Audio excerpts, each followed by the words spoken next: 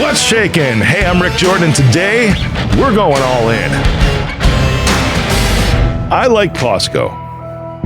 I love shopping there, and it's just a weird thing that I have. Call me a dork, I don't care. It's just, I love going there. One big thing that I love going there for is they always have this amazing scotch that's typically Glen Ross. And if you know me, if you follow me, you know I'm a huge freaking Scotch fan, right? In addition to that, it's also humorous to me because I'm a speaker, I'm a cyber and AI expert, I'm an entrepreneur, an investor, and also the CEO of a public company. And this is hilarious to me because I still go to Costco, right? It's like the normal everyday stuff I always do. And I remember a photo a while back that one of my assistants took because I was, we have a lot of televisions up in the office with Reach Out, and they show KPIs, they show a bunch of other things like presentations when we need to, all of that. And I was picking up new TVs, and here's me like lifting TVs right onto the Costco flatbed, and he got a photo of that. It was pretty cool, you know. Just so it's like, hey, still I obviously roll up my sleeves, but it doesn't matter. No joke. It doesn't matter if you think like you get to this point in life to where it's like you're successful, you don't do that stuff anymore. Everyday life goes on. And I talked about this like when I took the company public, right? It was like still the same thing. I'm still at my desk. I'm still replying to emails. I'm still doing all the things of everyday life because I don't truly think that there's this quote unquote thing that you've made it ever, right? I don't believe in that. I never believe in that. So I do have a propensity to actually spend too much time at Costco when I go there, just because I like seeing all the new stuff because they bring those one-time buys and everything. But today was different. Today was actually special. So I go in there and I'm just kind of looking around like the electronics area as I typically do. And it's really like there in the alcohol. Those two areas are the places I gravitate towards. And there's this gentleman there. His name is Wayne. And I just start talking to him a little bit. And he looks at me, he's like, you look like you work out. I'm like, well, yeah, I do. He's like, you lift iron? And I'm like, well, sure, dumbbells, you know, that's basically a lot of what I do, body weight resistance stuff and dumbbells, you know, that's how I stay fit. It gets my heart rate up, everything else. Like, that's good. He's like, I try to stay moving, you know, and that's the key really to long life is I try to stay moving. And I'm like, I would agree with you, man. And you know, when I look at him, he's overweight. He's probably got about 40 pounds to lose. And at the same time, you look at his face, and his face actually looks like really, really young. And he's like, guess how old I am? And I'm like, dude, I would say like 54, 55 years old, something like that. He goes, I'm 70. And I'm floored. I'm absolutely floored because this guy, I mean, we had been talking for a while just about anything, right? Just about anything under the sun.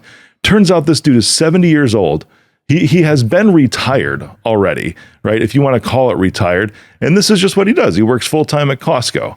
You know, he actually owned a business as well, which was intriguing to me. He had a fire restoration service that he owned for many, many years. And he was even talking through this and talking about, what I actually did. I mean, just listening to this guy was incredible to me. I stood there. It was well over an hour that I talked to Wayne at Costco. And I'm going to give you some of the tidbits of the stories that he was telling. And I love doing this. And I need to emphasize this today because if there's no other point you get from this, because there was a lot of good things that Wayne said, a lot of amazing things that Wayne said. The point of why I do this is I love talking to people that are like generations, like one or two plural generations ahead of me in life, because the amount of experience that they have and just the amount of things that they've seen has always blown my mind.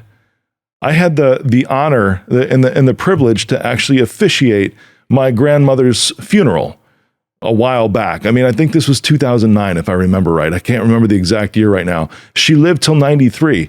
And, you know, part of the message that I gave, part of my talk when I was there was just mind-blowing to me, because as I thought back about what to say about my grandmother, I could say a lot of things about her. Her name was Maxine, right?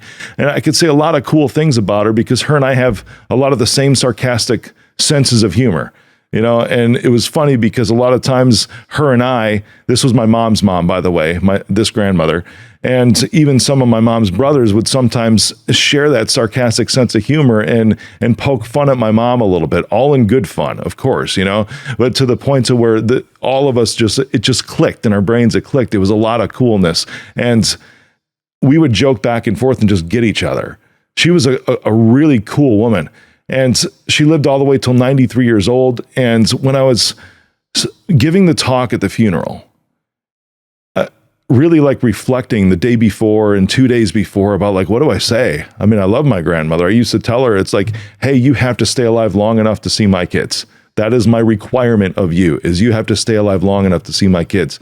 And I remember when my twins were born, Richard and Ariel, she walked up to me, and I probably hadn't said it in like 5 years, for real, and she walks up to me, she goes, well, I did it. I did it, Rick. And I'm like, well, what do you mean you did it, Grandma? She goes, what you told me I needed to do.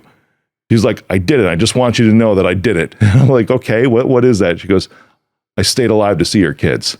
And she was saying it in this funny, snarky way.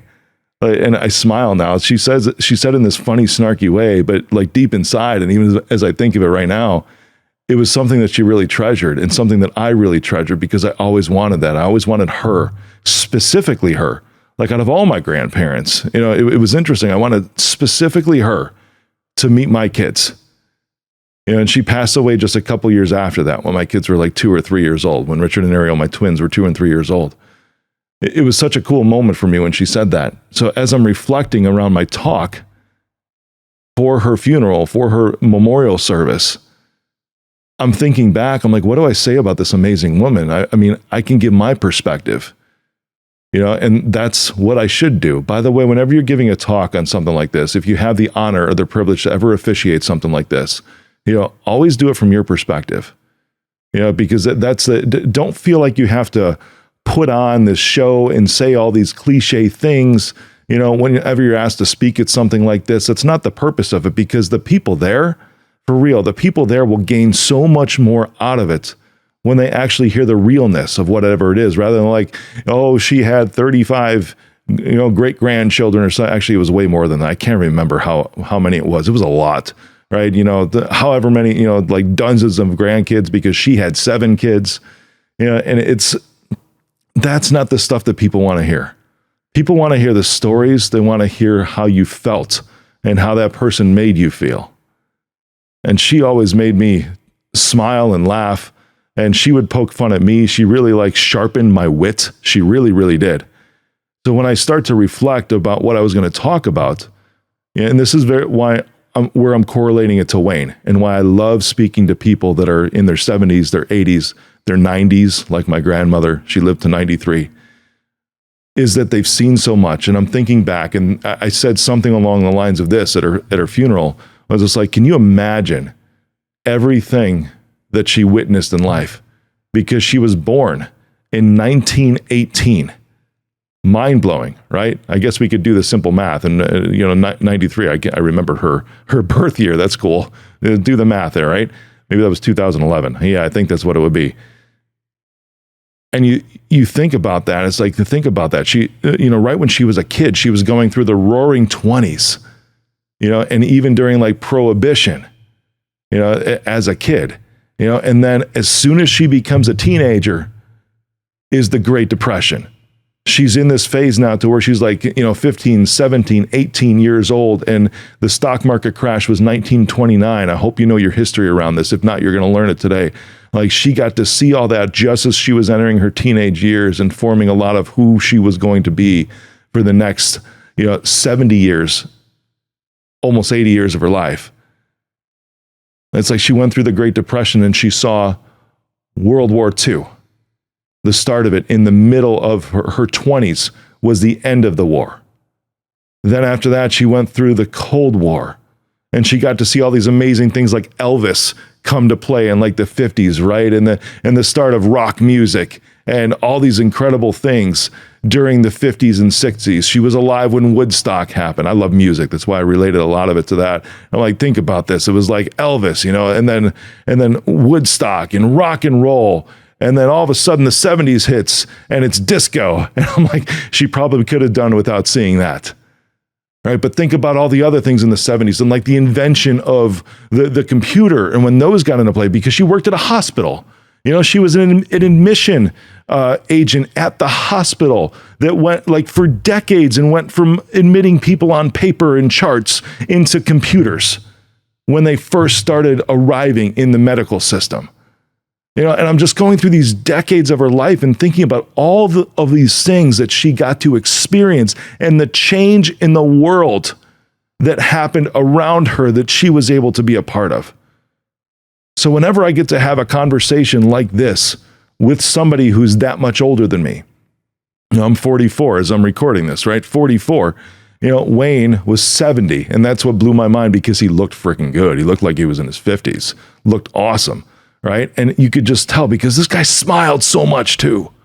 He smiled so much as he was talking. And you could tell like he had just like focused on a lot of happiness in his life. So I listen to people like that, and you need to listen to people like that. Anytime you get a chance to, talk to elderly people. There's some that are very, very disgruntled, of course, because that's the thing. It's like, I can only imagine if you like look back at your life and it's like, if you're 70, 80, which is another point, and think, man, how much time did I waste? I really didn't start doing stuff that I wanted to until I was in my 60s. I worked and toiled for 30, 40 years. And then I finally, quote unquote, retired to even just kind of make ends meet with Social Security, which is going to be gone at some point here in the next 20, 30 years, I bet you. Or I just made enough for my retirement, or I just really just woke up, went to work, paid bills. And at some point I'm going to die. People, it's crazy because it's like there's so much more to life. So as he was looking back and telling me these stories with like smiles on his face, and my grandma about all the things that she was able to see and the conversations that her and I had and the time that we spent together, that's what matters. So anytime you get a chance to, take the time, invest the time into yourself by just letting people who are in their 70s, 80s, and 90s pour into you about what they've seen in their lifetime. It's incredible, mind-blowing. He starts to tell me about his fire restoration service. He's like, you know what I did? I'm like, what's that, Wayne? He's like, I bought into a franchise. He goes, and I did that for 5 years. And he goes, there's a reason I did that. I bought into a franchise is because I had never done this before. I had to learn the business. It was something that looked like it could be very profitable, which it ended up being very profitable for him to the point where he said that he just had too much business coming in, right? Now, he didn't want to scale. That's a totally different conversation, but he got to the point to where he had to turn people away a lot because there was just so much coming in. And I'll tell you why he did that too, because he almost did like a white glove thing, which was amazing. Had no idea that fire restoration services could provide like a white glove experience, which is another part of this episode today. Another point that I learned from Wayne. As he's talking about the fire restoration and the franchise, he's like, I did the franchise for 5 years. And then I went out on my own. I'm like, that's interesting, man. Why did you go the franchise route first? He's like, because it was turnkey. They could teach me. I had the foundation of corporate to give me the sales structure, give me everything I had. He goes, because Rick, it's important. It's important to get good at what you do when you still have the foundation of other people around you to support you. And I'm like, dude, you are like speaking my language right now. Because I told him, I'm like, I just took my company public. I'm a speaker, all these other things, top 2% global podcast. It's like, that's awesome. He goes, what's the symbol? So I tell him what the symbol is and where it's trading. And I tell him the same thing. I'm like, dude, the only reason I got there because I've never done it, which is true of anything. I want you to hear this. You've never done it until you've done it. That is important because if you're like, oh, I've never done that, so I can't do that. No. You've just never done it because you've never done it. Just like Wayne, he never did fire restoration services before until he did it. And he got the right foundation and backing behind him to jump into that service. I didn't get a chance to ask him why that interested him so much. I wish I could go back now, but you know what? He actually told me, he's like, I work here full time. Come back and talk to me anytime. I'm like, that's awesome, dude. You're at my Costco right down the street. I'm going to come see you, dude. And we'll just hang out. And he was just, it was cool because he was just wiping down. He had like a microfiber cloth while we were talking, just wiping down the displays, the screens of the laptops, the iPads, all the electronics that were there, just making sure that they look good as he's telling me these stories.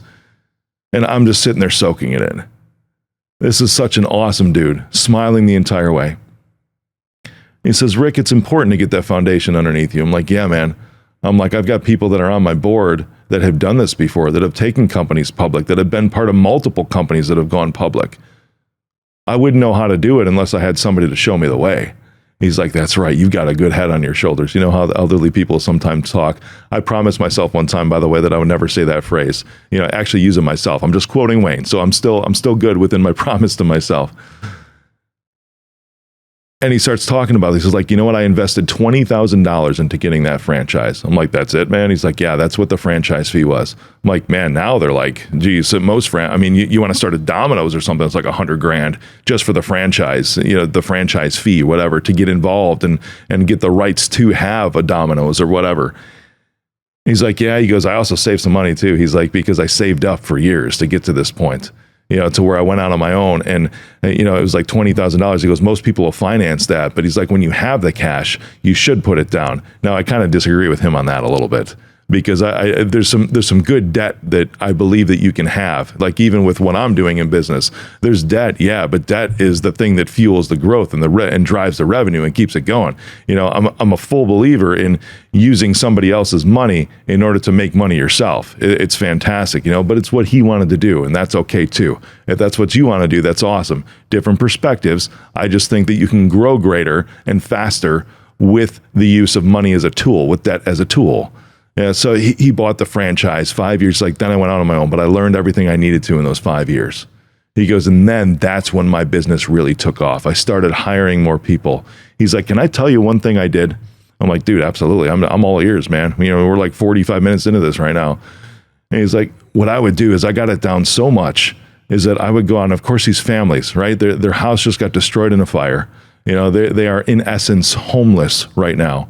Of course, they can get a hotel, whatever it is, but their home is destroyed. He's like, their emotional state is just absolutely incredible. And here they are, getting bids from multiple companies and all that. He goes, you know what I would do? I would sit down, I'd go out there, visit their home, their burnt up home, say, you know what? I know this is really tough for you. He goes, why don't I just take you out to dinner?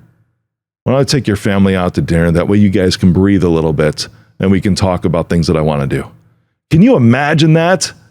Have you ever heard of like a fire restoration service doing something like that? My mind was blown because he's in the moment, like validating their emotions, showing that he's going to support them. And of course, there were deals that he would lose as well, but this like increases close ratio because he provided value up front. And it was value for what that family needed in their life right now. I've had clients ask me, it's like, hey, Rick, can you just come over for a second? I need to talk to you. I'm like, yeah, absolutely. Actually, ironically, this guy's name was Wayne too. I'm like, absolutely, my man. He's like, I just have to run some things by you. I'm like, okay. So I drive over. I didn't ask what it was about. A vet. He was a veterinary doctor. I go in and he's like, you know what, Rick, my dad passed away about 10 years ago and he was my sounding board. And here I am, right? Now, Wayne was like 60 at the time, the vet Wayne. I'm like 35. Okay. I'm sitting there and I'm like, what can I give this guy? And it's like, but that's the thing is he saw the value that I was able to bring. And I'm like, I just want to help you in any way that I can. He's like, my dad passed away and he was really my sounding board. So can I bounce some business ideas off of you? I'm like, dude, absolutely. And when I talked to Wayne at Costco, it was incredible the amount of value that he would provide for people up front, even if they were never going to choose him to restore their home. Now, of course, he increased his close ratio exponentially because he met them where they're at. He met well beyond the pain point of their destroyed home. He met their pain points of having the emotional baggage of having their home destroyed right out of the gate, just to give them value. I mean, you could see this guy, just like, if you want to call it the twinkle in his eyes, he was talking about this. He's like, Rick, I ended up actually getting a couple of homes, right? Fully furnished. We would call them really like Airbnbs these days, right? But fully furnished. They had dishes there. It actually had coffee for the coffee maker and everything.